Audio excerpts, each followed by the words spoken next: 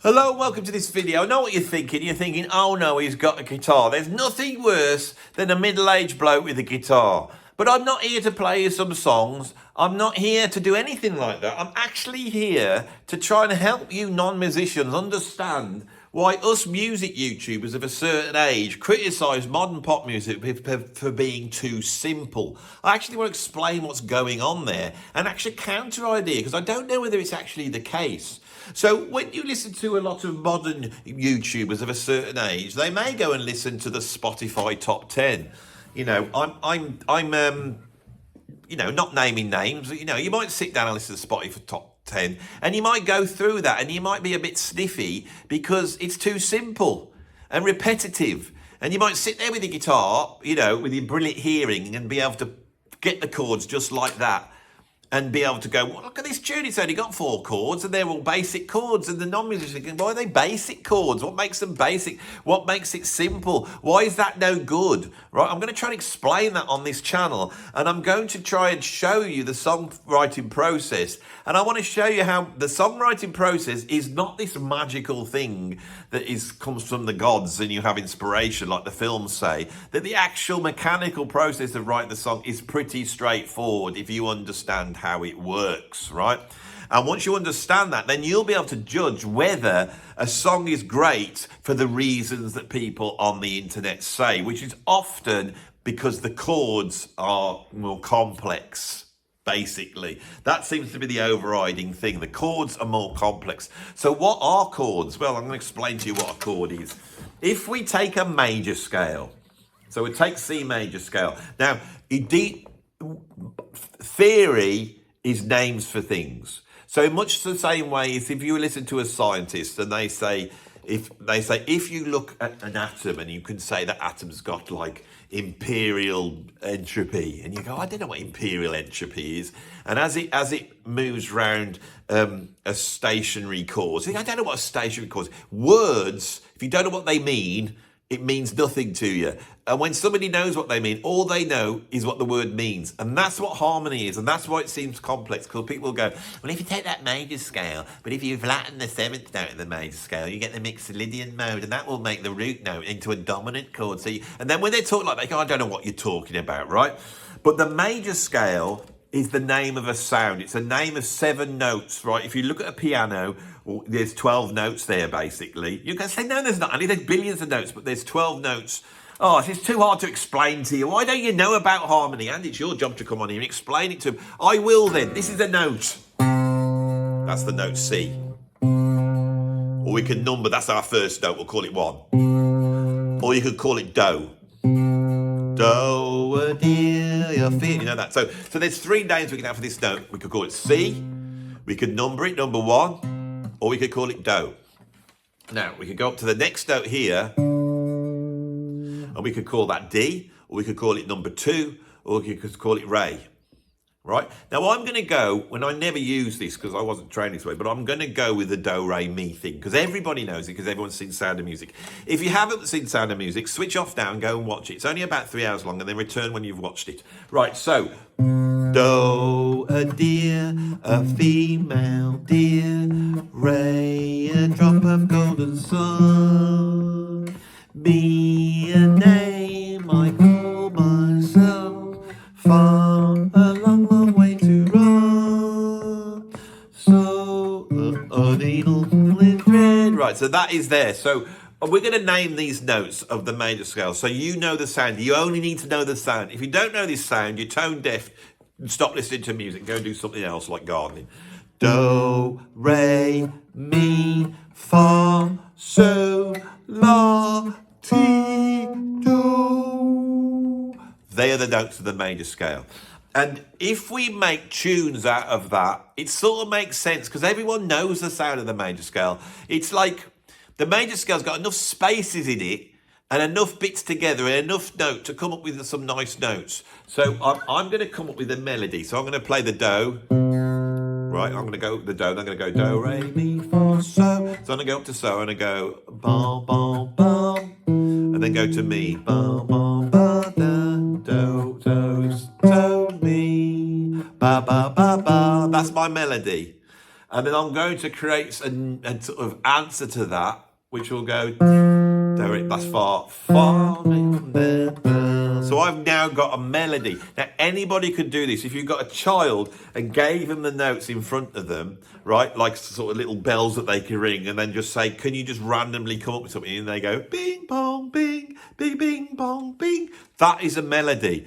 There's nothing more to it than that. There's no inspiration. There's no genius. It's as valid as any other melody. I know you're thinking it's not that because you watch too many films where people are searching for inspiration.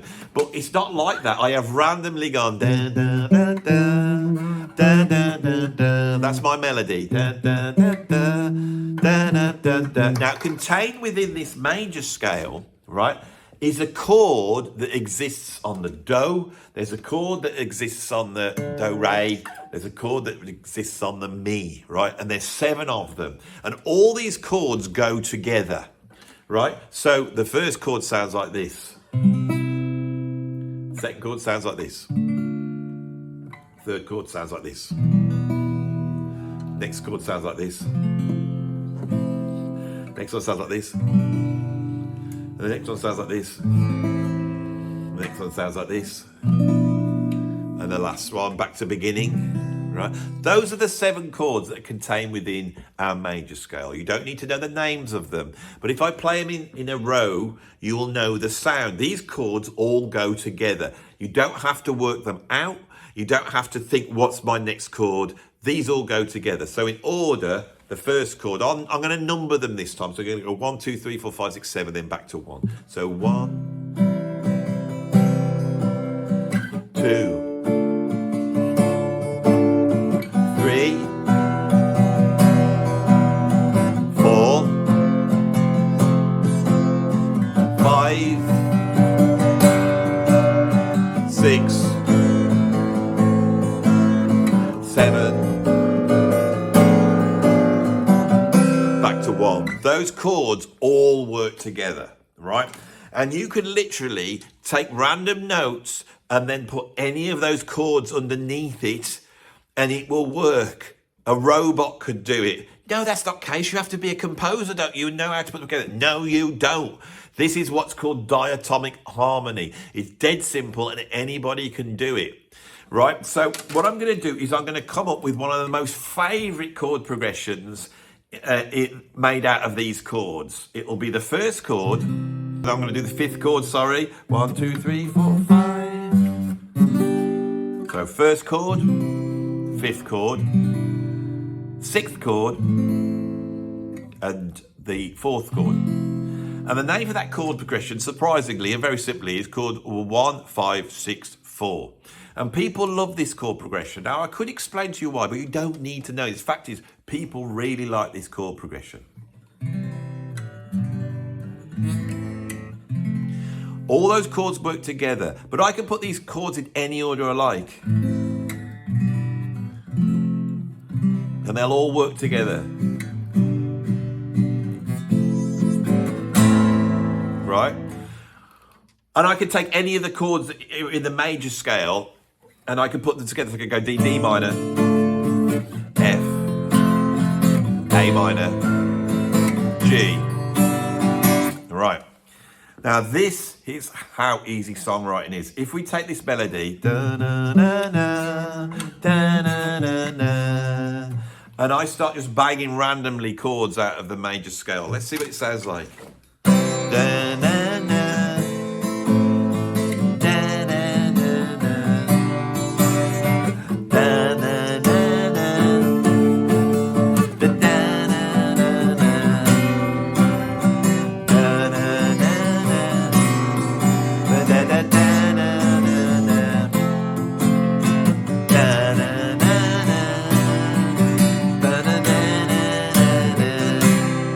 It all works, doesn't it? The hard bit often is coming up with a lyric that goes with that melody. So now you've got your tune. Now, what I'm going to do is I'm going to put it over the chord progression that everybody likes. Why would I want to bother with just randomly coming out with chords when I could use the chord progression that everybody likes? So what does that sound like?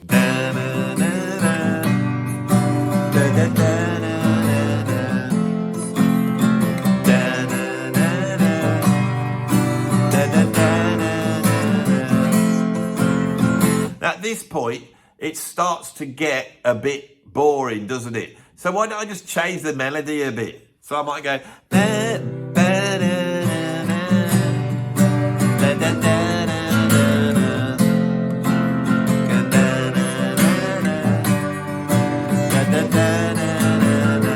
Let's get some lyrics in there, shall we? So what shall we have? What shall we sing about? What have I got here? I've got donuts. Let's sing a song to my bag of donuts I've got to eat today because they're reduced. Look, I don't eat them all today. I'm going to have stale donuts. So I'm going to place the donut as inspiration somewhere. I'm going to put it on my guitar there, which you should never really do. But that donut will now give me some inspiration for my song. Lovely donuts, so juicy and fresh. Fresh? Nothing rhymes with fresh, Andy. Let's try nice. Lovely donut, so juicy and nice. I'd buy you again at double the price. Change the tune. I'll bite you in half and the juice will squirt out. Then I'll have it on my lips. It's a big jammy pout. That is how you write songs. Now, is this song any good? Well, that's a whole other video, really, okay? Because my opinion is I don't know, right?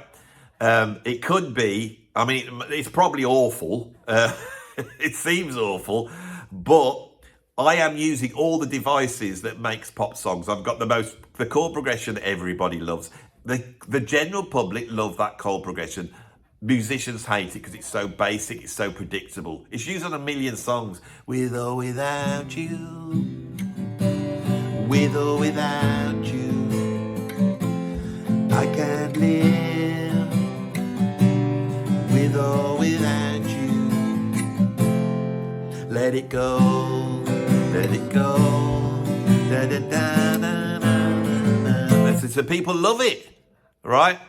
Because the reason is they listen to the melody and then listen to the lyrics. With or without you is important because he's come up with or without you. The most important thing in the song, I believe, is the lyrics. Unless you're a donut fan. Lovely donut, so juicy and nice. I would buy you again if you would double the price. You're lovely inside, 'cause you're filled up with jam. I'll bite it myself and give another to my friend Pam. Right, now, in songwriting, in old-fashioned songwriting, at that point, you go, well, that's your verse. Right, now you could have a bridge that goes to a chorus, a little bit of interest. So we could change the chords and we could make it a little more dangerous because all these chords go together. I don't have to have just C, G, A minor and F or 1, 5, 6, 4. I could just do all the minor ones and the minor ones will sound a lot more serious. I could go.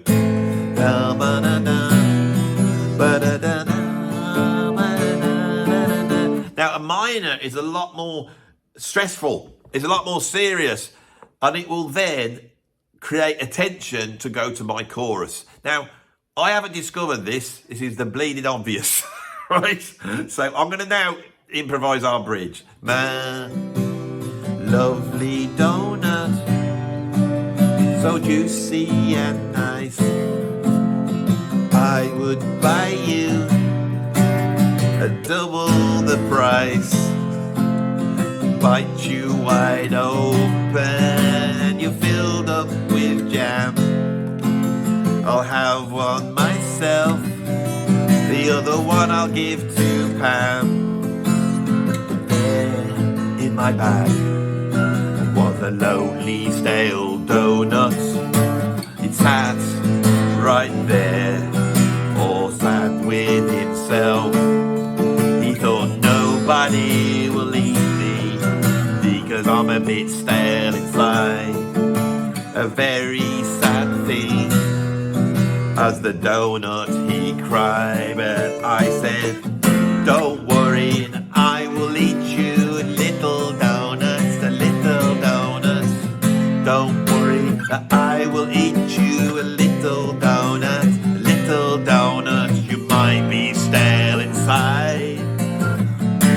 and I don't care. I just want you inside my stomach.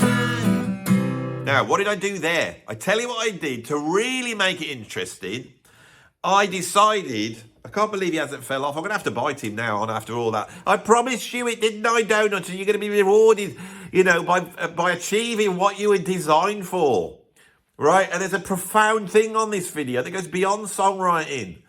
If you write a song, it might make you immortal, but you're profound. As a human being, your profound goal in life is to deliver what you do as a person. And in this case, it's been eaten by me. Having a rest. Are you all right up till now? Do you understand it? Now, what I'm doing when I'm writing this song, and you go, well, you're sort of making a song up on the spot. But if you understand this stuff, you can. And it is actually all relatively easy. The fact is that once you know how to do this, then it's down to your choice. So you start off with the 1, 5, 6, 4. Everyone likes that. We have the donut verse. Then I went into the minor, and that created my bridge, because the minor creates a tension. Because it's minor. Minor isn't major. Minor is not sad. Minor is like, whoa, what's going on now? Something's going on. And when you combine that with the sad donut, suddenly the audience goes, oh my God, it's changed. The story's changed. That was all right now. That donut is all there, and he loves his donut. And then there's another donut that's not like that one. And I feel sorry for him. And then you have the release of the chorus, where I went to another famous chord progression. Not mine, these are all existing already. So I went to this one.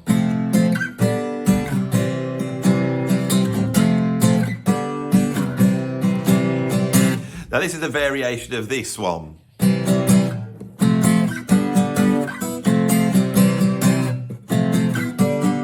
Now that works because it's coming out of the major scale. They all work together, right? But I went to that, and that choruses should be quite simple in a way.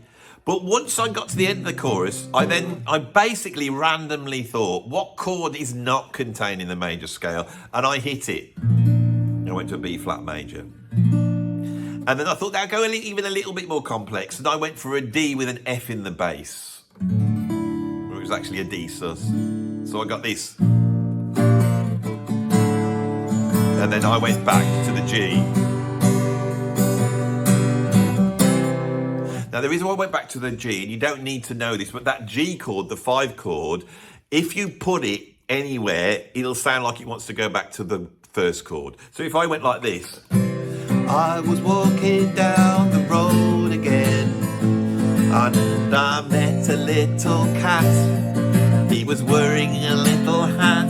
I said hello to him. He said he'd been for a swim. That chord's not in the thing, so it's tricked me. He said he'd been for a swim. I said, did you get wet? He said, yeah.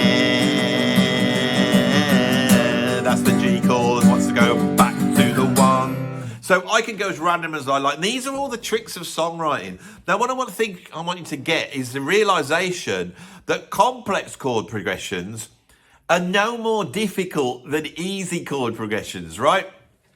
So I will now show you that. So you're going to go. I was walking down the road, and I met a little toad. He was all warty, and I didn't like him at all.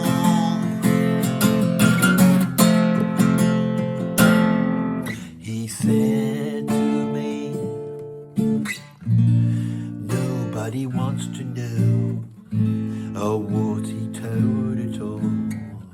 He said he's very small, and he wouldn't do any harm to anyone. Wouldn't do any harm to anyone. He would not do anything bad to me.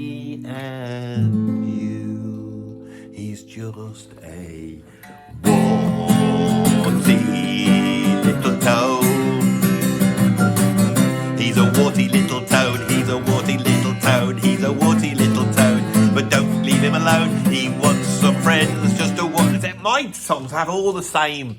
They've got the same theme over and over again, isn't it? You go out for a walk, you meet a little animal, the little animal makes you feel sorry for him, and then you have to be his friend. Every single song has got that. Every single one. That is my forte as a songwriter. You can get my point. Now, what I'm doing now, I'm just going to random chords and listening to the chords, and because I've trained myself up as a sort of jazz musician of sorts, not a great one, but that's what I've done, is that when I hear a chord, if I go this,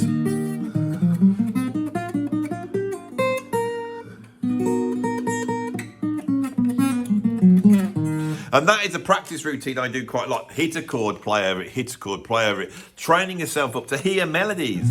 Oh, you are playing many chords, oh, many chords. I'm playing. Rick Beato would like this.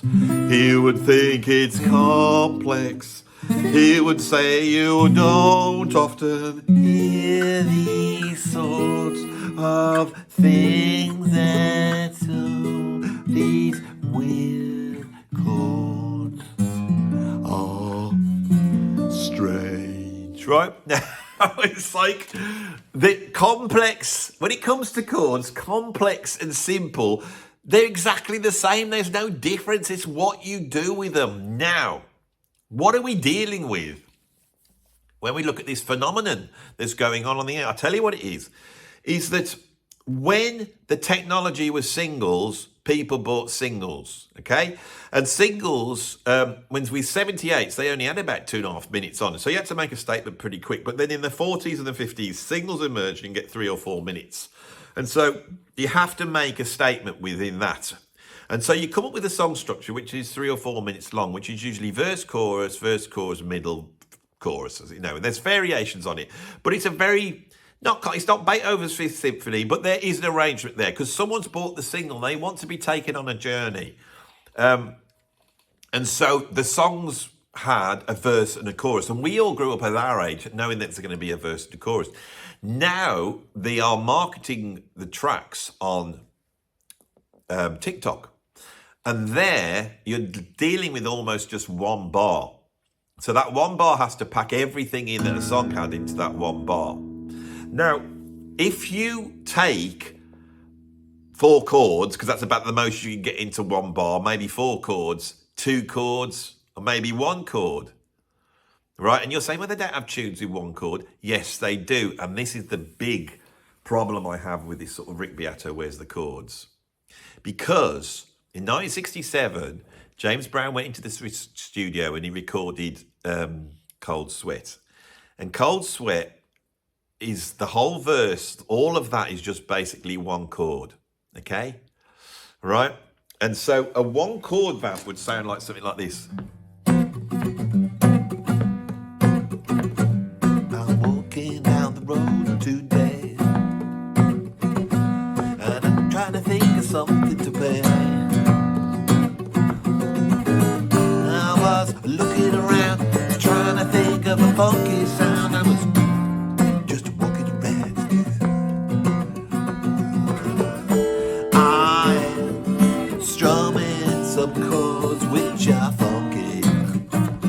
sorry. Now what's happened here is rhythm has just popped up. And once you got rhythm, you don't need chords, do you? You don't need them, right? You can have a riff. Now a riff is if you take a chord, right? If you take a chord like, say, E minor, right? I could just play E minor and I could get a cool, mean song. Mean it could be. You better not look at me. I will punch you in the face. My behaviour is a real disgrace. So there, that's a 1 chord tune. I'm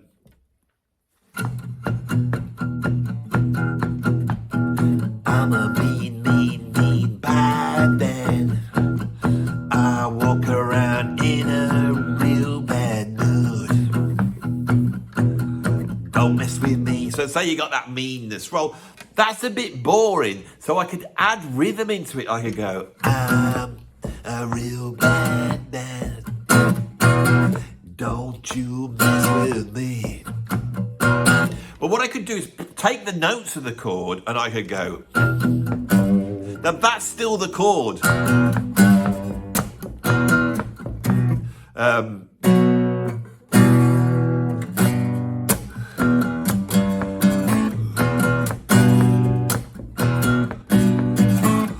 Now that little at the end is not in the chord, but it gives you a little bit of a thing. I can do anything. It doesn't matter. So what I've done is I've created a little mini melody out of the chord. That's called a riff. I'm a mean bad man, and wherever I go I can cause lots of trouble to you. That's the thing that I love to do. Oh, I'm a bad man. I'm a bad man. Now that whole genre of music, heavy rock, soul, funk,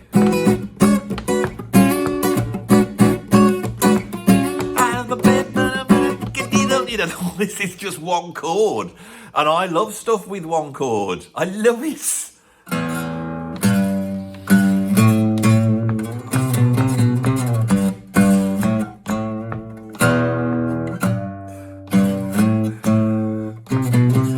You know,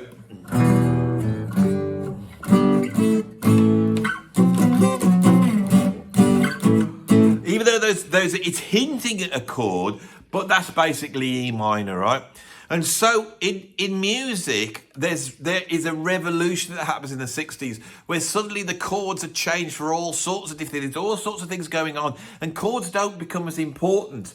What becomes important is sound, the distortion that you might put on a guitar, and rhythm, and those elements, right? If you're dealing now with a track that you want to try and get across on TikTok, so people are only going to hear like 3 seconds of it to decide whether they like it or not, then you're going to have to deal in terms of riffs and rhythms and sounds.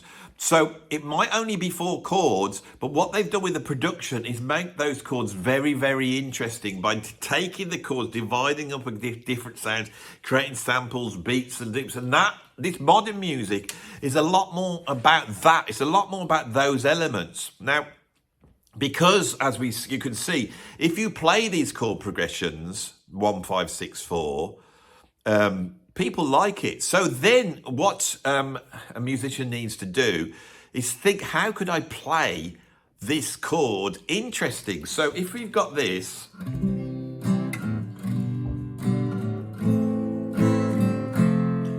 so let's take the first chord, the C. I can make a little riff of that. I go, and then play that from the G, and then go.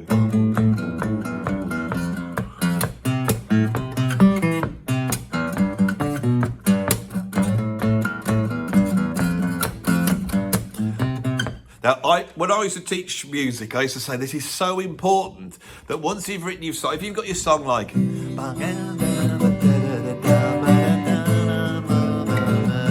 then it's not about the chords. You have to now create the parts. And so that's a very simple part. And once you've got that, you can go bang out on the bass and then get the guitar to go bam, bam.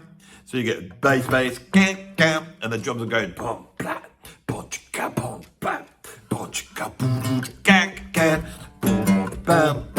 And then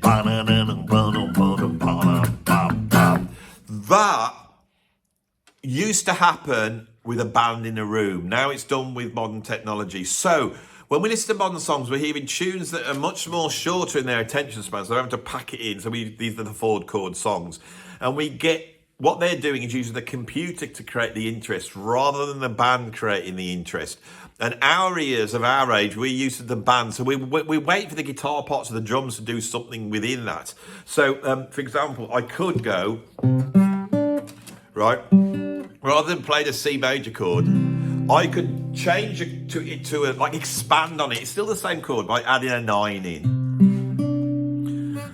So that's a C major with a 9 added. There's no third and 9. Let's go. So I can go.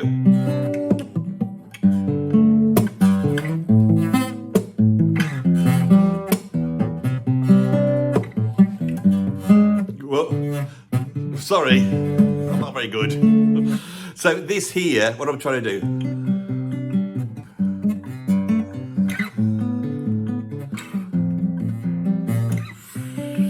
I've got a bad hand, remember. I've taken the thing off and it's hurting me. I can't do this bloody stretch chord. Now this stretch chord here is what Andy Summers would do in The Police. And that now gives you the sound of the band.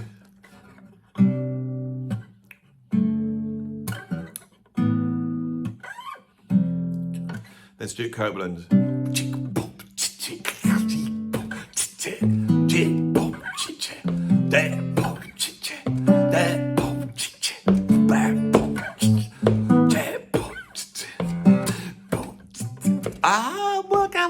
Sting would do. And you see, so the colour in the old days was ow, bloody hell, really knacking me hand up. That's hurting. That stretch is really hurting. Whoa, that hurt there. This is the trouble when you get old. I'm supposed to have this black thing and I've had that on and I forgot to put it on today now because I'm now pushing my wrist too far and it's hurting. It's getting old. So you can see how the band through the arrangement, this is called the arrangement, and to me, the arrangement is where the music happens, right? The person that comes up with this. Those chords like that with that rhythm, bam, bam, down, bam, down, down, and then the drums.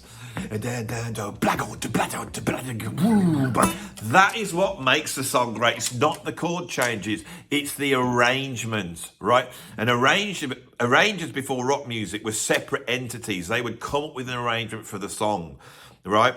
Now, what's interesting is if you take this chord, these 4 chords, you could now look at different artists and go, well, what would they do if they were playing this? Well, if you're, say, Joni Mitchell, she does not like to have the chords spelt out as major or minor. She likes sus chords like this. So here she would have that. So,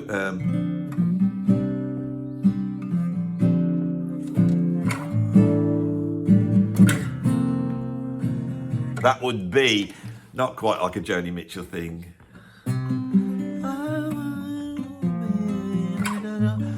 River takes me over. You can't try and lamp. See, certain people you can lampoon. You can't lampoon Joni, can you? Oh, which river would take me away from this place I don't like to live. I can't have that, can I? So I'm trying to write a Joni Mitchell song there. Why would you even try and take this on? How about she's always leaving home. She's a restless Joni, isn't she? She's always got to get in a big yellow taxi or jump on a river and skate away. And I've nicked that directly. How else might you go from somewhere? From a UFO, of course. She's never sung about that. She could get abducted by a UFO. Why hasn't she done that?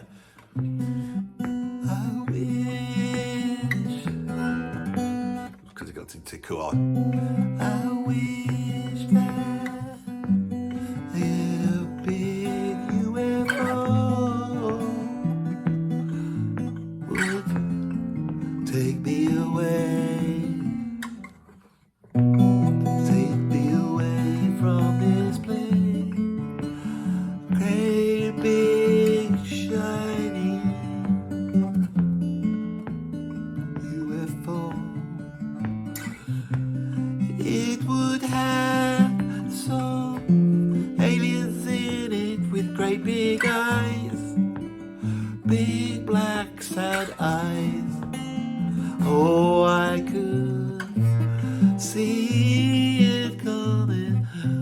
Oh, I could see it coming. Yeah, so I'm now aping serious music by taking the innovations that they did, which were innovations for them, but when you copy them, they're no longer innovations. You sort of go, that is sort of sound like Joni Mitchell. Why is that? Because I'm using sus chords, right? Jazz tends to use 7th chords.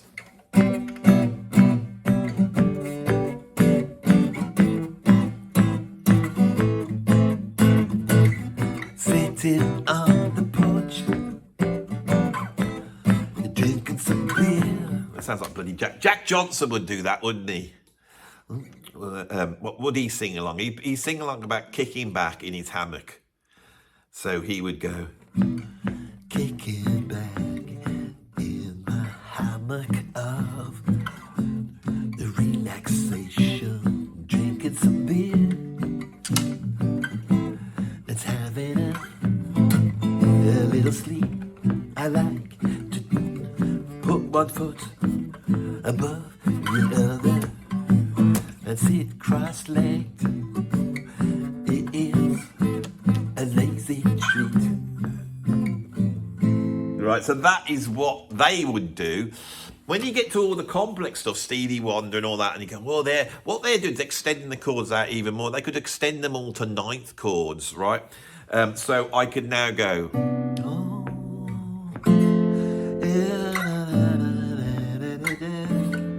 So that there, I've just expanded. So if I take With or Without You, now sing it in a sort of neo-soul way.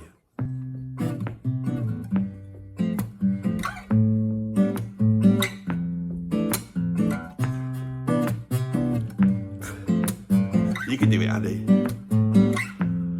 With or without you. I can't do the bloody coordination. You see, I'm a bloody drummer. You've got to remember this. I'm trying to explain it to you, but it doesn't mean I'm competent. With or without you. With or without you. I can't live. With or without you.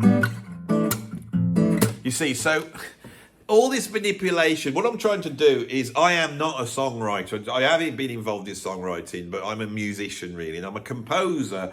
But the mechanics of songwriting, if you understand what they are, it starts to become very easy to start manipulate them to get the end you mean. And I think actually what is lacking from everything I'm doing here is a decent idea of what the song is about. And so what makes songwriting great is what it's about. And I would say that if we look at modern songwriting, if we say it's simple, it might actually be simple, not because the chords are simple, but actually because the content of the song is simple, right? Now, those songs have always been there in popular music. There's always been the I like to move it, or that's a bloody genius song. The catchiness, the hooks are stuff that people like. You know, when you mess around on an instrument, you're trying to create something that you think people will like. And that's what you like, basically. And that is often what people are searching around for, you know, is they're trying to find that thing, you know. That's as simple as anything in the charts today, but that's a hook when you hear that, and then the way the band works around it. So on this video, I've tried to explain to you and show you, and I know, I sat and I thought, you know what no one's going to do except me, because I don't give a toss, is to sit down with my guitar and try and endlessly write songs in front of you. And they're all going to be I know they're all rubbish, right? But I'm now going to tell you the secret of writing songs. If I was managing a songwriter, first thing I'd do is I would reduce all the songs down to acoustic guitar and vocal, because then we can examine them. If they work there, then they work. Once I've got that, I would get the songwriter to write a song a day very, very quickly. I'd get them to try and switch off their thought process, switch off the quality control, and just come up with something, you know. So this is what people tend to do. So let's have another go at writing another song.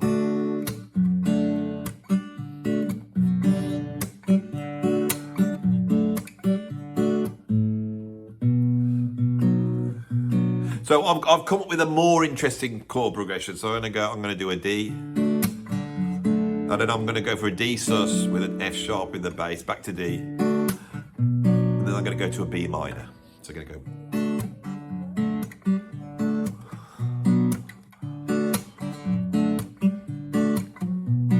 And then I'm going to think, what's going on in the world today? Well, we've had that big bust up between Zelensky and Trump, haven't we? So I ain't going to sing about that. but it's very disconcerting. So this is what I think songwriting is. This is the bit at the end is going to be the hardest bit. Is you sit back and go, everyone feels quite confused by this. They're annoyed, and we're all on different sides of the political spectrum. But in the end, it is us against them, isn't it? They're doing it all, and we're receiving it. So we're receiving this stuff all the time. We're on an endless off the internet. Oh, we're having all this trouble coming our way. All this. What is not trouble? It's like scandal, isn't it? It's like a scandal is always on the horizon. Oh, and then you think, well, there's all. So I'm gonna go.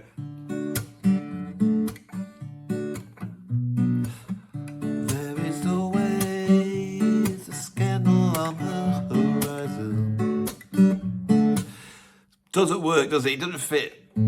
So you've got to try and make this fit. There is always a scandal on the horizon.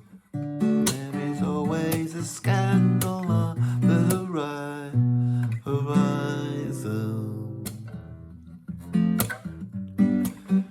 There is always a scandal on the horizon.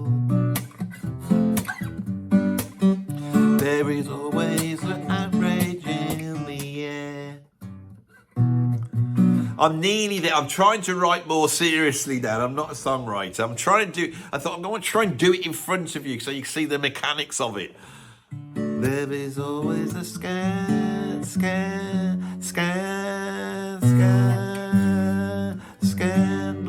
So what I'm doing there is I'm thinking of the note at that point, and this is just not working. There is always a scandal on the horizon.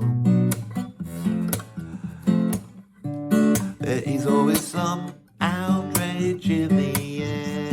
Now this bit here, where this chord here. So there is always a scandal on the horizon. There is always an outrage in. That G works. Outrage, outrage, outrage.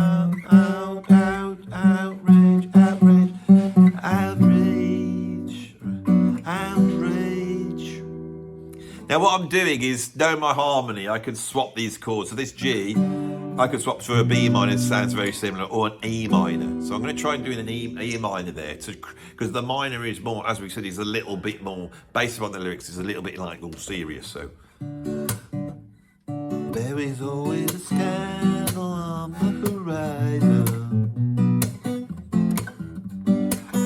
There is always an outrage in the air.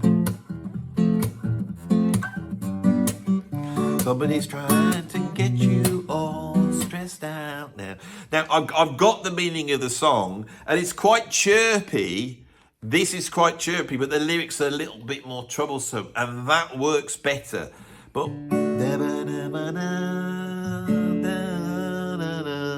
I think I'm going to change my melody for the chords because I like that more. There is always a scandal on the horizon.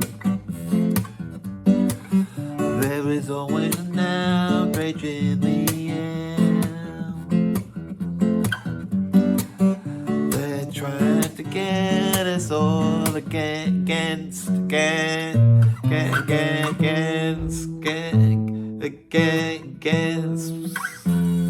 E minor. They are all trying to get us all against each other. Then let's surprise them with anyway, this is the songwriting process. For people who are non-musicians, they will go, oh, that's complex, or you've done that, or that's clever. And this is what musicians tend to go on about on the internet. These are the things that people tend to draw your attention to. But actually, they're just the tools that make the song work. And the difficult bit, as you can see, is I know my chords, I know my harmony, and I can after years of composing, I can sort of hear where it's going to go and my hands want to go towards it. But what's difficult is coming up with the meaning. It's coming up with what I'm trying to say. And even here, right, I've got an idea of this reaction to all this social media coming at us, and that's a very contemporary thing. But I don't know how the song's going to work. Go and check a Joni Mitchell song out. She will start off with a 3-minute song and she would describe a child, for example. She does this on Carousel. She describes a child and then a teenager and then an adult. And while she's doing that, she explains time and space, and she describes time in sort of 3 dimensions circling around. She does this in about 3 minutes. Philosophy. She paints pictures. She tells stories. She engages you in characters. All this happens within the song. That is what brilliant songwriting is. And once you become aware of that, you could start to see what makes songs great. Now, I think what we're having is a shift culturally in terms that songs aren't as important to people anymore. The songs aren't the central place where people are getting meaning. They're much more the backdrop to their lifestyle almost. The songs are trying to deliver stuff in a very short period of time, and this is being done on computers. If you had to go into a recording studio with a band to just try and create a sort of TikTok meme tune, you'd be spending hundreds of £1,000s and you wouldn't be able to get your money back. But you could sit there with a laptop, you could write your little song, and the genius is in what they're able to do with the laptop. I have worked in digital audio workstations for like the last, that's 30 years this year. I started in 95.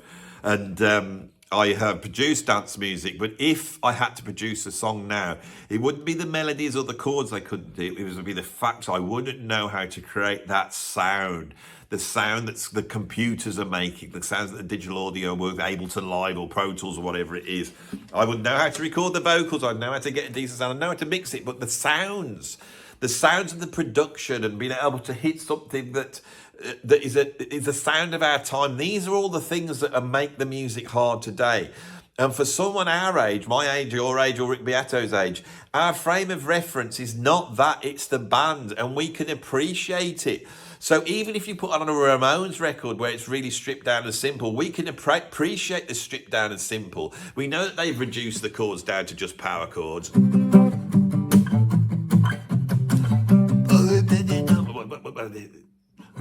What would the Ramones do? See, the thing is that when you say what the Ramones do, it's not about the chords, is it? It's like, it's faster than that. It's like...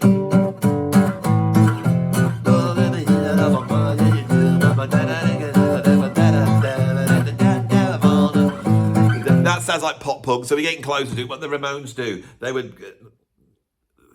they wouldn't use this poppy chord progression. It would be a lot simpler, like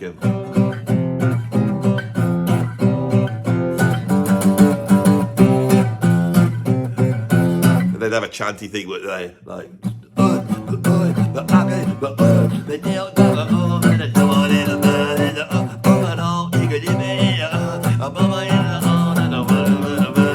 right, that. And you see what I'm doing now. Is you go, that sounds like the Ramones. Yeah, because I can copy the Ramones, because I know what they sound like.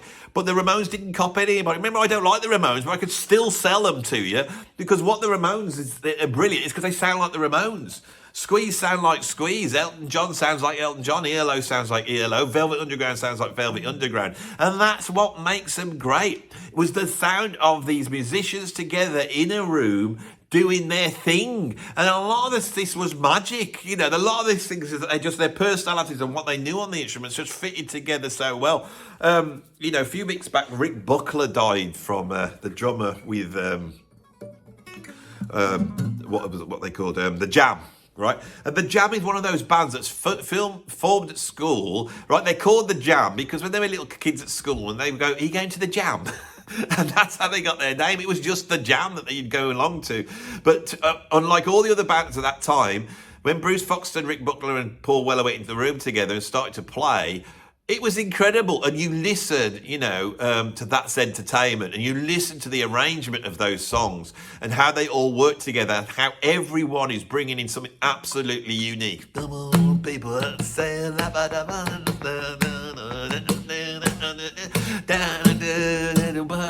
all that is absolutely amazing. That's the chemistry between them.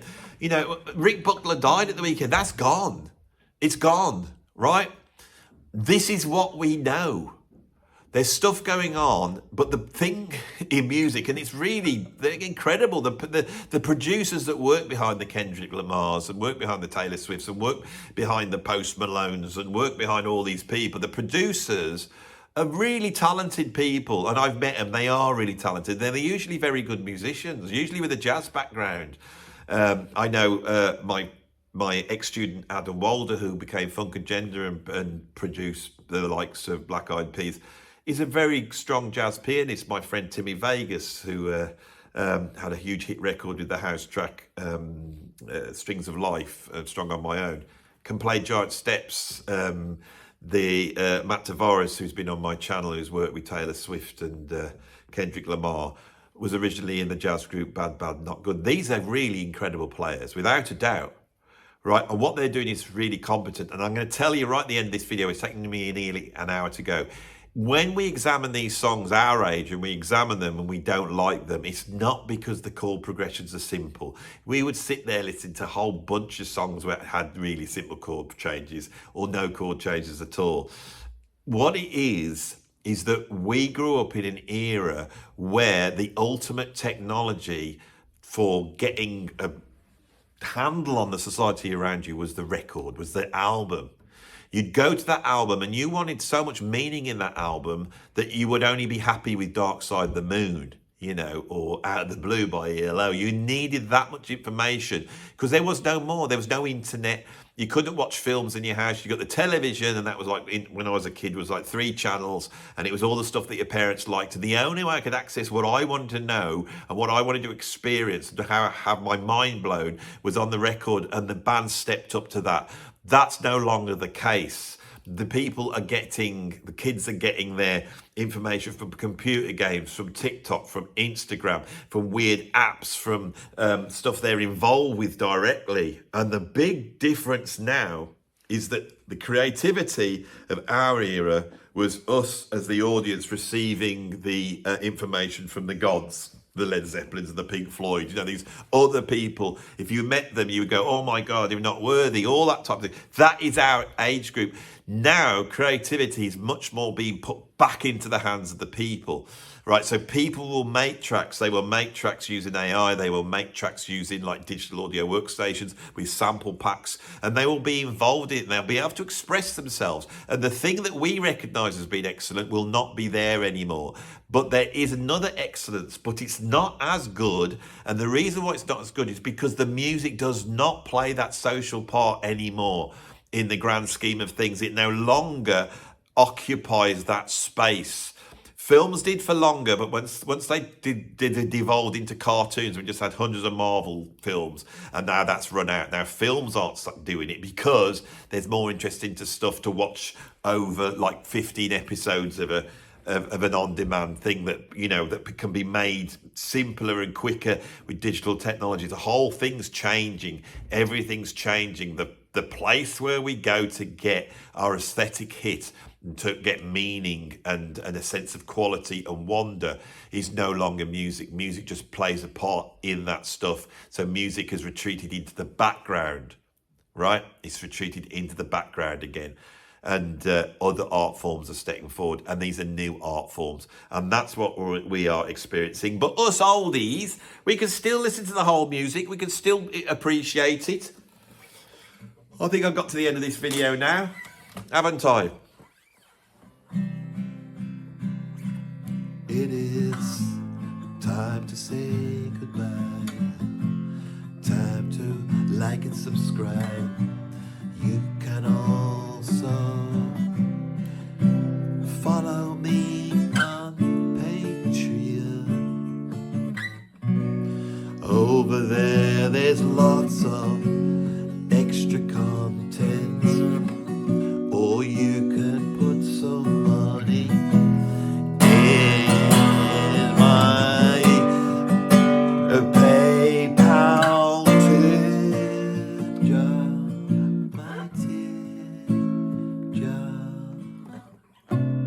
It's in the link below. You can click on it